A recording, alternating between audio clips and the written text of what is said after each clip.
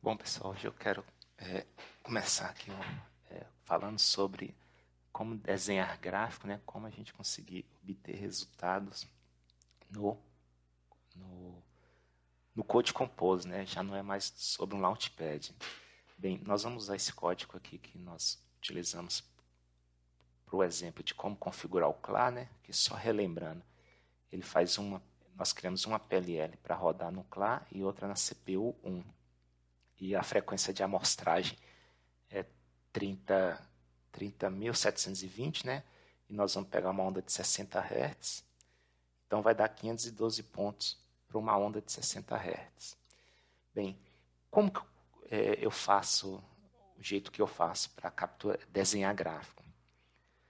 Aqui, eu vou falar só de um, né? Mas vocês entendem que pode colocar quantos quiser. Eu crio um vetor do tipo plot. Desculpa, eu crio um vetor do tipo float, né? Aqui eu dei o nome de plot 1. Aqui eu coloco o número de pontos. Como é 512, então eu vou colocar 1024, que aí eu pego 2 ciclos de rede. Para esse vetor que eu criei, eu vou definir um ponteiro. Um ponteiro do mesmo tipo. Aí o que vai acontecer? O nome da variável que eu quiser monitorar nesse plot, eu passo o endereço dela para o ponteiro. Quando eu faço isso, eu consigo alterar em tempo real a variável de monitoramento. Se a gente for seguir o exemplo da Texas que tem naquele workshop, ele passa o quê? O nome da variável para o vetor. A desvantagem de você estar fazendo isso é porque se você quiser alterar a variável que você está monitorando, você tem que parar seu código e alterar aqui quem você manda para o plot. Fazendo desta forma aqui, você consegue alterar em tempo real sem ter que parar seu código. Então, criei a variável plot e um vetor aqui de um ponteiro, né, do tipo float, e aqui o endereço da variável que eu quero monitorar. Veja bem, eu tenho a vrede1 e vrede_cla, mas eu vou ficar só com plot 1. E depois aqui eu tenho o índice do vetor, né, que ele vai até 1024. Dentro do ADC, que é onde que ele vai terminou a amostragem, ele entra lá, aqui é 1023, né, que eu alterei. Aqui é só um trecho de código, né, que ele vai sempre incrementando. Chegou no máximo do índice do vetor, ele zera de novo e começa. Então é uma contagem rampa. E aqui dentro da instrução do ADC, eu passo a linha que agora é asterisco, porque ele vai pegar o conteúdo apontado por este ponteiro e jogar o seu valor aqui no plot. Então, basicamente é só isso. Então, quando eu quero alterar a variável que eu quero monitorar, eu passo o endereço para esse vetor. Eu não mexo mais nessa linha. Então, vamos compilar aqui. Não deu erro. Agora, descarregar. Bem, está aqui então. Aí eu dou o play. Nosso código está rodando. Deixa eu fechar aqui algumas coisas que não é de interesse. Bem, então aqui eu vou apagar aqui. Então o ponteiro ele chama PADC1. Então está aqui o nosso ponteiro, que é o que vai ter o endereço do plot que nós queremos visualizar. E como que eu crio o gráfico? Nós vamos usar o recurso do Code Compose, né? Vem aqui em Ferramenta, em Tools e Graph. Ele tem a opção de plotar 2 gráficos por vez. Como nós estamos utilizando 2 plot, né? Eu posso usar esses o dual, que aí aqui eu especifico o nome de um vetor e do outro, aí ele coloca os dois ao mesmo tempo. Só que ele não sobrepõe os gráficos, ele vai abrir 2 janelas, né? Um gráfico vai ficar em cima e outro gráfico embaixo. Essa é uma desvantagem que eu acho, que ele não consegue colocar os mesmos, a mesma curva no mesmo gráfico. Eu não vou usar esse dual, porque no computador aqui ele não, o hardware dele é bem limitado, né? Então ele vai começar a travar. Então eu vou fazer de um gráfico só. Eu venho aqui no single time, coloco o tamanho do buffer, que é 1024. Aqui o tipo do meu vetor, ele é ponto flutuante, né? 32 bits. não estou usando em QMF. Essas informações aqui, ó, do frequência de amostragem, isso é só para na hora de você fazer dele ajustar o label quando você está usando frequência. Aqui você não precisa preencher. Esse QMF é se você estiver utilizando aquela biblioteca QMF, que é dos processadores de ponto fixo, né? Que nós não estamos utilizando, até porque esse tem ponto flutuante. O endereço. Como eu estou usando vetor, em C, o nome do vetor é o próprio endereço da variável. Porque tem lugar que você pode fazer isso aqui, ó. Plot 0, que é o endereço do índice, né? Do primeiro. Mas, em C também, o próprio nome do vetor, ele já é o endereço inicial daquela variável. Eu não uso autoescala, né? Eu não gosto, porque tem hora que ele bagunça. E como ele está normalizado, né? Então, eu vou colocar de 2 a menos 2. Aqui eu vou que ele mostre 1024 também. Ou seja, ele vai preencher sempre o mesmo buffer. Se você colocar, por exemplo, 2048, ele vai mostrar os 2 ciclos de redes atuais, né, que são os 1024 pontos, mais os 2 últimos ciclos de rede. Então, nós teremos 4 ciclos de rede. E aí eu dou OK. Então, aqui você pode pegar aqui no gráfico, né, e eu gosto de usar aquele dividindo a tela com as variáveis de monitoramento. Bem, então aqui eu habilito o Continuous Refresh, né? E aí ele já começa a capturar os pontos e vai demorar um pouco, porque o computador aqui está limitado, né? Bem, demorou um pouquinho, mas já começou a capturar. Então aqui está pegando as ondas, estão desenhando aí bonitinho. Aqui vou mudar a forma de onda no gerador de sinal para vocês verem. Opa, acabei desligando.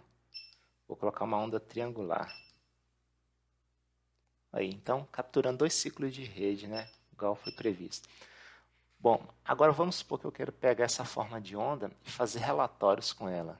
Aí o que você pode fazer? Aqui nós desabilitamos o auto refresh, né? Deixei ela gravada e nós vamos exportar os pontos. Então, como é 1024 pontos, nós podemos desenhar esse gráfico no Excel, MATLAB, qualquer outro lugar. Então, como que isso é feito? Você vem com o botão direito sobre o gráfico e na opção Data. E aí tem Export All.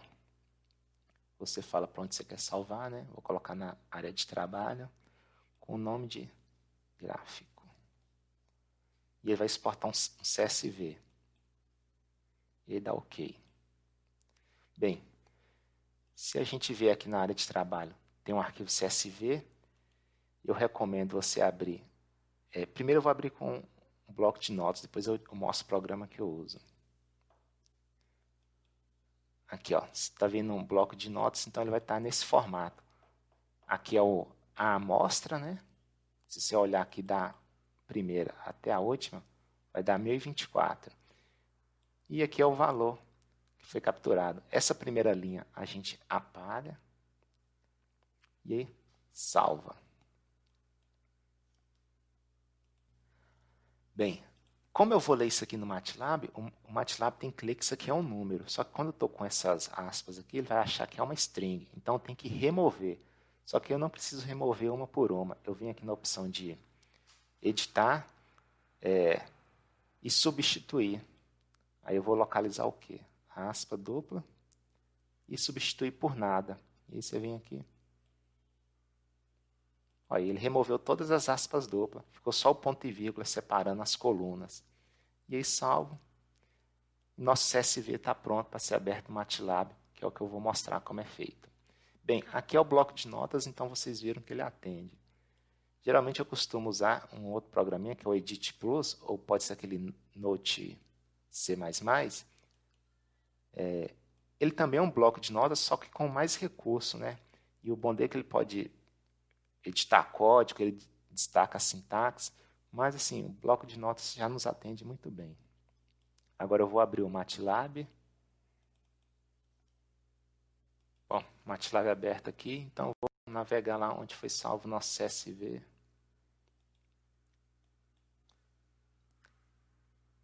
Bem, aí está aqui nosso CSV. Agora eu vou ler no MATLAB, que é muito simples. É o CSV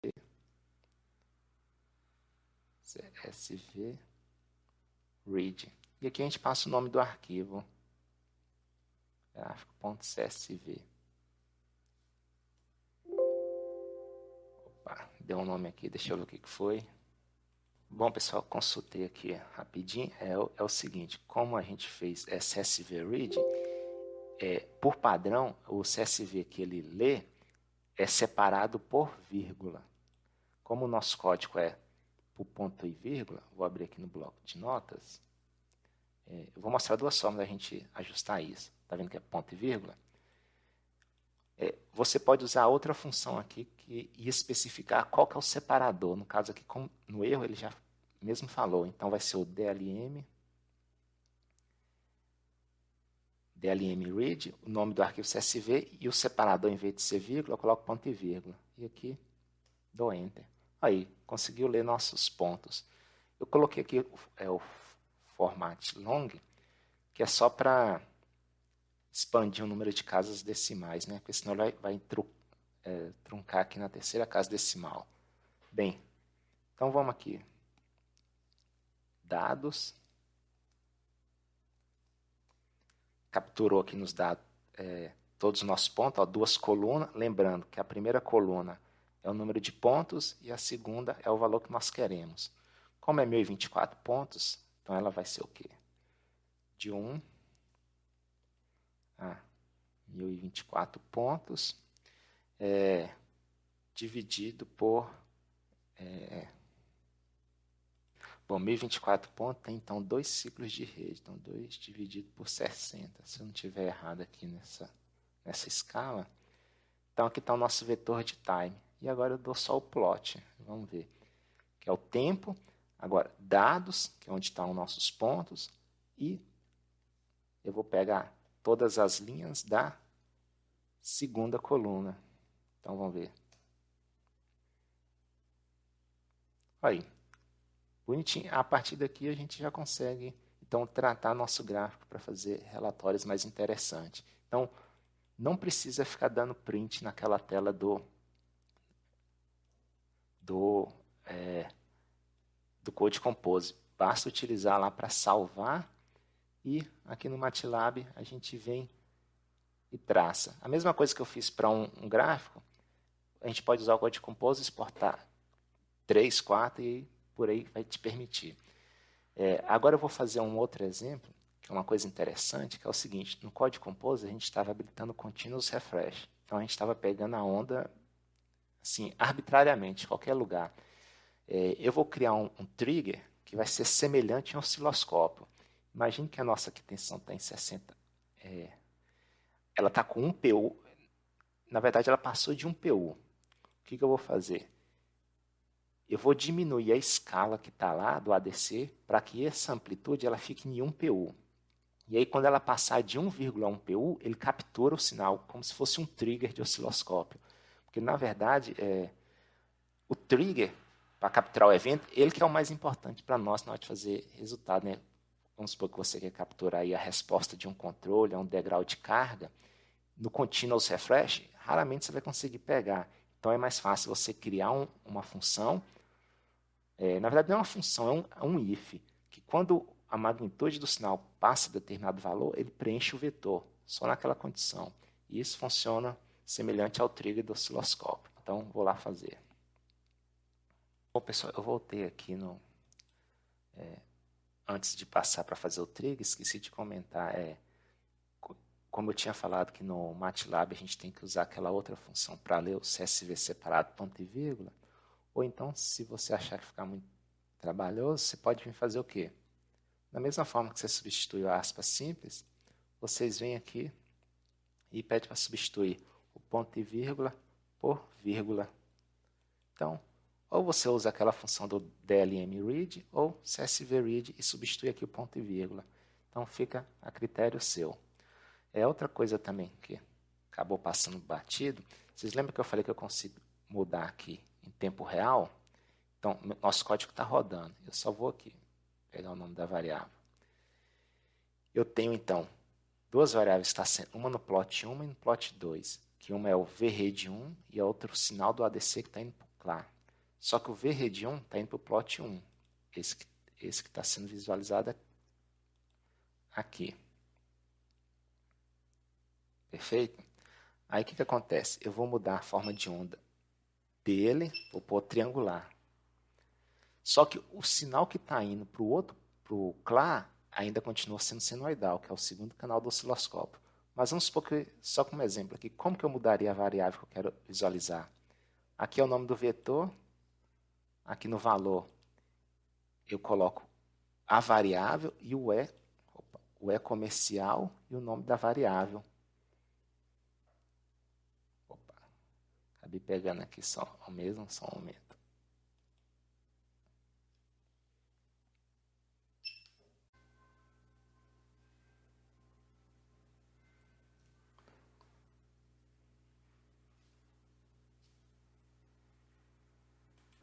Bom, pessoal, então para fazer o trigger, o que eu fiz? Vou esquecer o plot 2, né? Vamos mexer aqui no plot 1. Eu coloquei 2048 pontos, ou seja, eu vou pegar 4 ciclos de rede, né? Eu quero pegar 2 antes e 2 depois do evento. Lembrando que para esse tamanho de vetor, caso dê erro no tamanho da memória aqui, pegue o vídeo que a gente fala sobre gravar na flash, ou então vocês vêm aqui e altere o segmento. Aqui, no caso, eu comentei até o range S6, né? E peguei aqui, como aqui eles têm 6.000 cada um, aí eu somei com o do range S0, aí ficou 7.000. E na parte aqui para o código, para o segmento de dados, eu coloquei o range S0, ou seja, ele vai ter 7.000. Então tem espaço para criar vetor, sim, com bastante folga. Bom, cria aqui uma variável do tipo trigger, e aí no código eu fiz simplesmente isso aqui. Eu criei um condicional, se o vrede for maior que 1.1 ou menor do que menos 1.1, eu dou trigger 1. Aqui eu tirei o plot 2 da jogada, né, porque eu estou com uma limitação aqui no computador que ele não vai conseguir pegar muitos pontos. Não, ele consegue, na verdade vai ter erro de comunicação, ele vai ficar pesado. Bem, então aqui eu faço um condicional. Se o trigger for 0, eu vou preenchendo só metade do vetor, que é os 2 primeiros ciclos de rede. Caso ocorra uma condição dessa, o trigger é habilitado e aí ele vai pegar os próximos 2 ciclos de rede, ou seja, ele fica sempre atualizando os 2 primeiros e os 2 últimos vai ser gravado quando ocorrer esse fenômeno aqui. Aqui, não esquecer dessa condição aqui, porque se deu trigger, ele tem que preencher o vetor até 2047. Se você replicar a linha de cima e alterar só o limite aqui do vetor, ele vai preencher todo o vetor com um novo fenômeno, ou seja, ele vai perder a informação desses 2 ciclos iniciais antes do distúrbio. Então, na hora que preencheu o 2047, o último ponto, ele para no último índice, no index aqui. Ele não faz mais nada. Preencheu, só até aí tudo bem, parou. Agora vamos virar o código como que fica. Bom, aqui então tem que fazer o ajuste aqui. Aumentar para 2048 e vou querer que mostre 2048. Dou OK. Então aqui, se a gente observar, ele só vai estar atualizando esses 2 primeiros ciclos. Os últimos aqui, ele está parado porque não deu nenhuma condição de trigger. Agora eu vou mexer aqui no fio para ver se eu consigo dar mexer lá para que passe de 1.1.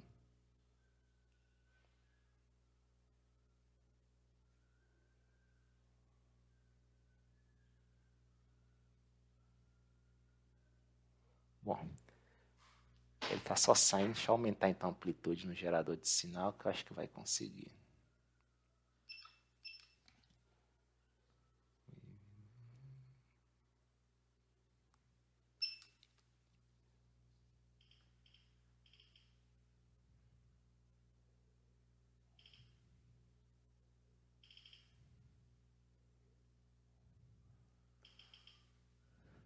Bom, Eu não ajustei o fundo de escala aqui, vocês viram que ele saturou? Deixa eu voltar lá para corrigir isso, senão ele nunca vai passar de... Tá chegando só no máximo até aqui, 0,9. Vou só fazer esse ajuste e volto já. Bom, pessoal, voltei lá no código aqui e alterei só o ganho aqui, porque do meu gerador de sinal não... para saturar, coloquei 0,7. Então, aí compilei, descarreguei. Então a gente viu que ele ficou preso aqui, né? Só que eu não limpei o buffer. Então, tá zero trigger, né? Agora eu vou tentar dar um distúrbio aqui. Vou tentar desconectar um fio. Vamos ver se ele vai preencher lá.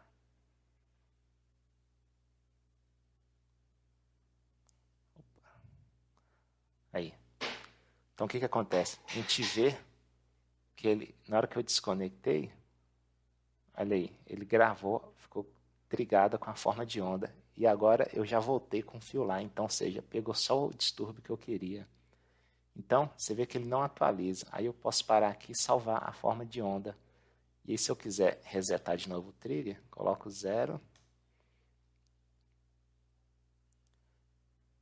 E aí vai ficar gravado aqui o do distúrbio. Agora eu vou aumentar a amplitude aqui, dar um...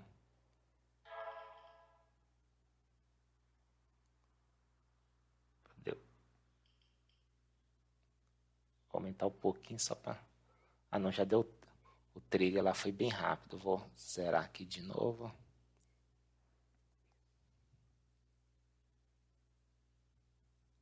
Vou diminuir aqui.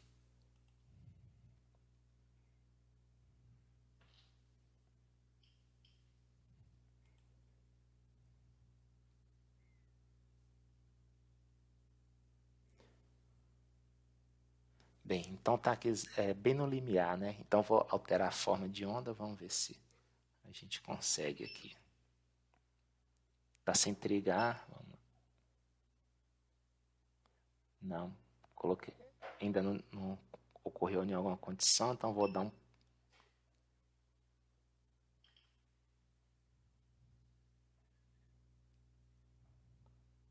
Aí, trigou. Bem, aqui vocês vão ver que ele estava menor e depois subiu e trigou. Então, ou seja, ele capturou, ele passou de um ponto para o outro. Então, deu para vocês observarem como que é feito, então, para capturar um distúrbio. E aí, você salva o CSV.